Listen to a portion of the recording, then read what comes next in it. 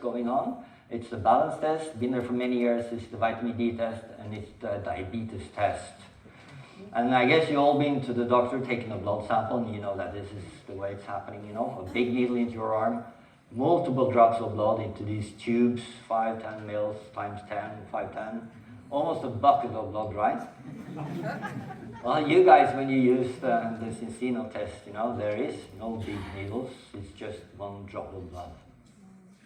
And it's a big difference, but this is really all it takes, you know.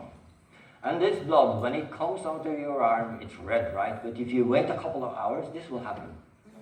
The red blood cells, being heavy, they will sink to the bottom, and above, the yellow blood plasma will appear. And this yellow blood plasma is what your doctor usually would use for analysis. In like 99% of all tests is performed on this yellow blood plasma. But these red blood cells, they are also quite interesting, you know, they look like this, like donuts. And they are born in your bone marrow, in the core of your bone. And, you know, every second, 2 million cells are born. Think about it, 2 million, 4 million, 6 million, 8 million. It's pretty fascinating. And at the same time, some have to die, of course. And when they are born, they live for 120 days. Recognize this number? Yeah. So these cells, they have a membrane like all other cells, and this membrane is constructed by phospholipids. And these phospholipids, they look like this. They have fatty acids connected to them. And these fatty acids, they can be different types, you know, like DHA, EPA, saturated, unsaturated, and so on. And you know, the balance oil contains hundreds, maybe thousands of different lipids, which can be analyzed like lipidomic technique like this. And these complex lipids, like phospholipids and triglycerides, they contain fatty acids. And these are the fatty acids, the main fatty acids in the balance oil, in the fish part of the balance oil. You can see we have a lot of DHA, EPA, and oleic acid. And then in the olive oil fraction, these fatty acids are the most prominent ones, in addition to the polyphenols, which is in there and is really important for the stability of the balance oil. You know, if you have like, so I said that these membranes are constructed from lipids containing fatty acids, you know. So if you only have 2 types of fatty acids, you can, like, simple structures, you know, simple membranes with less functionality, like this tower of Lego. If you have a lot of different fatty acids, different building blocks, different Lego blocks, you know, you can make complex structures with complex functionality, which is important for the membrane fluidity and also the channels in the membrane. So it's very important to have all the building blocks available when you build the membrane. So you see on this slide, if you have only saturated fatty acid, you will only have this simple structure, tight, no openings, you know, less fluidity. But if you have different types, like the polyunsaturated fatty acids, you can have these complex structures with added functionality. So what happens then when you swallow the balance oil? Well, you swallow about 15 grams of fat. It goes into your stomach. It dissolves. The different building blocks go into your blood.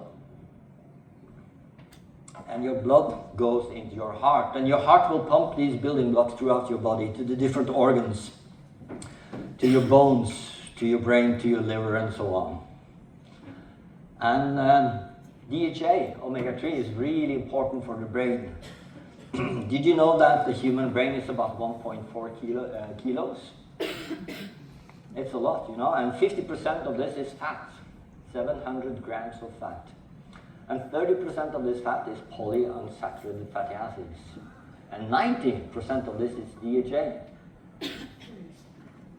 So for me, it's pretty obvious that DHA is quite important for the brain, right? So what we really need to test is if we have enough DHA in the brain. So we could take a sample, open up, take a sample, right? With a spoon.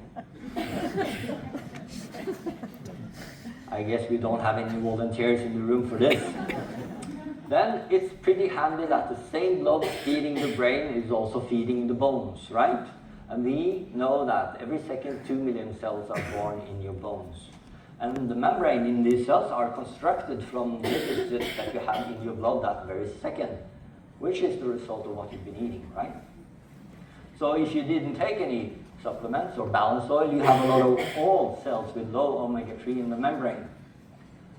But when you do start to take the balanced oil, you will have newly born ones with high omega-3. And if you continue to do this every day, you will have more and more new ones replacing the old ones. Yes? Yes. So this will happen. The concentration in the blood will start to increase. And since it takes 120 days to replace all cells, this is the time when it flattens out. Understand? Yes. While in the yellow fraction that your doctor would use, there is no cells, right? So you will have no increase over time. You'll only have the spiking from your daily dose.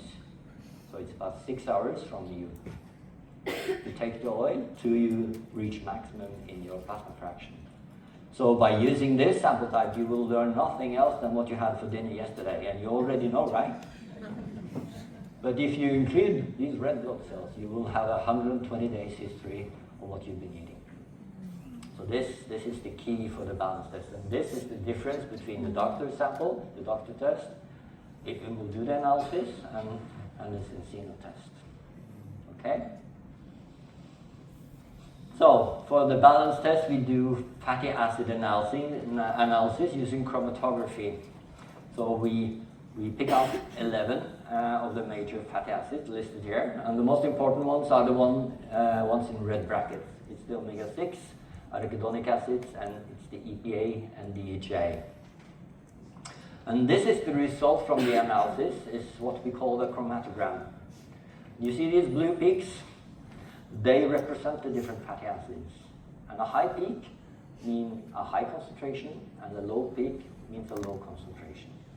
And when we are to look at the omega-6-3 ratio, we actually look at the difference in size between this peak, arachidonic acids, omega-6, and this peak, EPA. And you can see that this peak is about 5 times the height of EPA. So in this case, the ratio is 5 to 1. So it's really that simple, you know, and this is what we call a relative analysis. It's like a percentage. So the omega-6 peak is about 500% to the EPA peak, relative, right? And this is so important for the Encino test, you know, because when you do home sampling of blood samples, it can look like this. Sometimes you get a lot of blood, and sometimes very little blood. So if you use A and B sample with a lot of blood, you will have high peaks, right? Because there's a lot of blood. And if you use this sample with very little blood, you have really small peaks. But look at the ratio. It's always the same. Because these peaks, they go up and down in the same manner, you know? High peaks with a lot of blood, small peaks with little blood, with always 3 to 1, or another ratio. And of course, this is very handy, because I don't care how the sample look, you know? So you can send like massive amounts of blood or very little blood, but you will have the same result anyway. And this makes the service very robust and very, very well suited for this kind of service that Encino offers globally. Look at these samples. I really push the quality here. I have excess blood. I have multiple drops on top of each other. I have smearing of blood. I even have a card with no blood. You see these blue bars, they represent DHA, and you can see the result is almost the same, no matter what. Except the card with no blood. So please send blood, right? Yeah, of course, this is because there is no DHA on the paper, right? But look at this one. No blood, high result. How come? So this is not DHA, it's C16, it's a saturated fatty acid. It's very common. You will find it in any type of fat, like butter, hand cream. So what do you think happened here? Someone, me, touched the paper with my fingers without washing my hands, right? So if you feel your fingers, you can feel they are quite greasy, you know? So the concentration of lipids are much higher than in your blood. So just by slightly touching the paper, you will ruin the analysis. So no hand cream. And what do we do to remove fat? We use soap, right? So, soap, warm water, rinse well to get them off, and dry off with a paper, and then you're good to go. And then this analysis works really, really good. So, the next topic is the vitamin D test. And this is a test you can do at the doctors as well, and the results should be totally comparable. And when we validate a test, we actually need to know what is the purpose of the test or the purpose of the service to make sure it's fit for purpose, right? So we need to design tests that will reveal if the test is good enough for the purpose. So what is the purpose of the vitamin D test? I would say the purpose is to find if you're in the low red region here, you're deficient in vitamin D, you need to take more supplements or start taking supplements. And then to see if you're in the high red range, having toxic levels of vitamin D, because this can also happen. And then you have to stop taking supplements, right? So this is the main purpose. And then of course people would like to know if they are at 50 or 100 and you want to reach maybe, I don't know, 130, 140, something like this. This is the purpose of the test. What is not the purpose of the test is to establish if your concentration is 55.5 or 55.8, right? Because it doesn't really matter. Or if you're like 20 or 21, because it's deficient anyway, right? Or if you're 200, 400, 600. So it's less accurate up here and mostly accurate down here. This is the design of the test, right? You understand? Yeah. Okay, so the samples are collected in the same way as the balance test, but in this case, it's not a relative analysis, it's an absolute analysis. The concentration is nanograms per mil or similar. And in this case, we need high quality samples, not like this. So this is what you send. This is what we want. So you need to improve. Look at this, huh? It's a bleeder, huh? Axe, probably an axe, you know? So the perfect sample, how is the perfect sample collected? Well, you prick the lower side of your finger, you stand up, you have the paper on the table, and you squeeze like this, and you wait, and you wait, and you wait, and you wait, until you have a big drop hanging from your finger, right? And you lower your finger to the paper, not the finger, just the drop of blood, and it will fill the circle like magic. That's the way to do it. Okay? Then we feed these samples into the machines, the robotic systems. We have a camera that scans the barcode into the database. It also will find the blood on the card, because sometimes you don't put the blood in the middle of the circle, but on the side, even on the card box, you know. So this camera system will locate the blood, punch a few pieces of papers into these small glass vials with blood on. We will add some liquid chemicals, we will heat, shake, and do the chemistry. And then we will do the final analysis with chromatography like this. So this is mass spectrometry, very advanced type of analysis. These are two systems. Each system is about 400,000 pounds each. And these systems can take 1,600 samples per day altogether. So the assay performance. For this, we use something called quality control samples. These are dry blood spots made from the same blood. So we buy like 20 liters at the blood bank at the hospital, not from the same person, but from like 20, 40 persons. We mix them in a bubble and make sure they are evenly mixed. And then we make these tens of thousands of dry blood spots. And every time we do analysis for you, we use this to monitor the precision, for instance. So we have your samples here, and then before and after we have the quality control samples. And since they are identical, they should produce almost the same result every time. Yeah? So we can use this as a tool. And you can see each of these dots here, they are one measurement, one sample. They are not identical, but they are very similar. But most importantly, we don't see any trends going up, trends going down, or we're also looking for extremes like this one here. See that? So when we see something like this, we need to go through the calculations and see if we can find anything wrong. And if you do find anything wrong, we can correct this and then we can release the results. If we don't, we need to do the whole batch once more. And this is why we need the second sample, the B circle, right? So you need to send 2 samples. Most of the time we don't use it, but sometimes we need it to do reanalysis.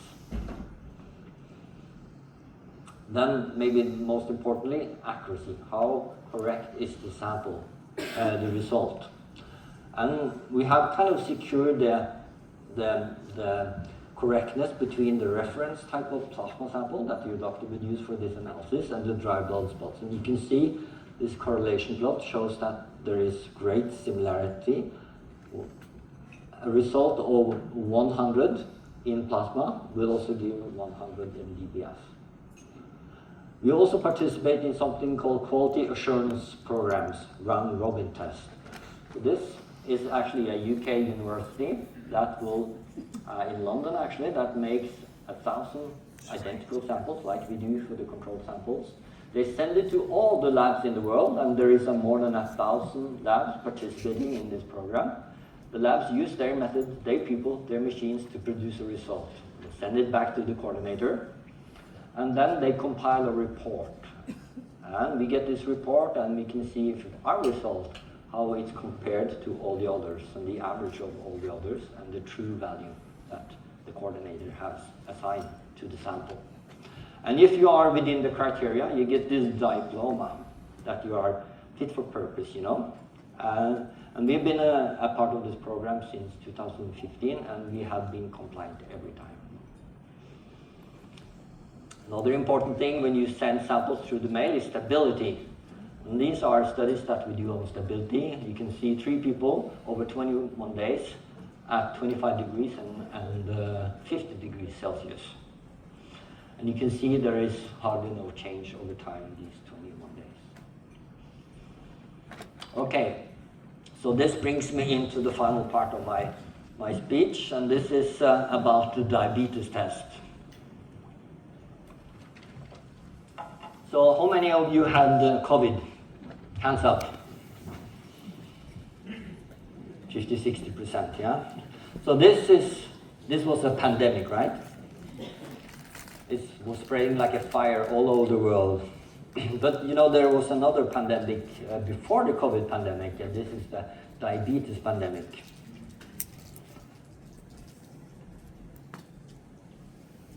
Uh, 540 million people in the world with diabetes, and about 16% in the last 2 years. 2 out of 10 in most countries have diabetes these days, and in some Pacific islands, 50% of the population have diabetes. And the reason for this is lack of control with your blood sugar. So when you eat sugar and carbohydrates, your blood sugar will go up and your body will secrete insulin, and the insulin will move the sugar from the blood into the cells for storage for later usage. If something is wrong with this system, your blood sugar will stay high for some time, and your heart will pump the blood with high sugar to the different organs in your body, like your brain and your eyes. And in your eyes, this sugar can react with the lens of your eye. And this is one of the main causes of a disease called cataract, which you probably heard of. And 80% of all dogs actually die blind because of this disease, diabetes. And the issues they have with the gum is also related to diabetes. So this is a really bad disease. And as for the brain, we cannot take a sample from the brain, right? We cannot take a sample from the eye. And then again, it's pretty handy that these red blood cells, they also react with the sugar. So the red color of the cells react with glucose and forms glycated hemoglobin, HbA1c. So by taking a few cells from the fingertip, we can study how sugar is reacting with other parts of your body. And this is very, very convenient. And if you're below 38 millimoles per mole, you are per definition healthy, at least when it comes to diabetes. And if you are between 38 and 48, you are pre-diabetic. And if you're above 48, you are, by definition, diabetic in the Western world. The good thing is that 100% of all type 2 diabetes can be reversed by dieting or lifestyle changes. And this is one of the reasons why I work with Cincino. Because, you know, I mean, business-wise, it's a no-brainer, right? It's good business. But there is another reason for me, and this is related to the fact that, you know, you've seen that we publish in really high impact journals with the best, you know, Harvard, King's College, Cambridge, and so on, and that we work with really, really important things like premature babies, cancer vaccines, and so on. But my problem is that most people don't read these scientific papers, you know.